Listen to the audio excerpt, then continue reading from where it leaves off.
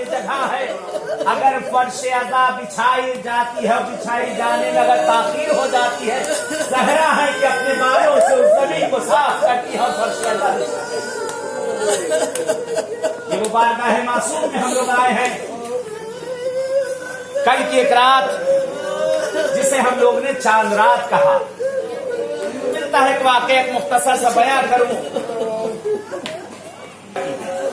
चूड़ियां उतार देती है, कहते हैं वो कपड़े जो आम दिनों में पहने जाते उन्हें उतार दिया जाता है।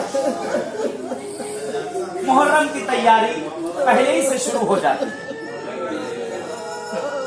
कहते हैं एक आज़ादार हुसैन माह मुहर्रम का चाहन नमूदार हो चुका है। दोनों शौहर बैठे हुए हैं, आपस में गुफ्तगू कर रहे हैं। कहते हैं चांद भी निकल आया और हमारे पास तो इतना भी नहीं कि आका हुसैन को दावत दे सके। कल से मेहमान आना शुरू होंगे, क्या बिछाएंगे, क्या तबर्रुक देंगे, क्या करेंगे। कहते बैठे आपस में बात कर रहे थे।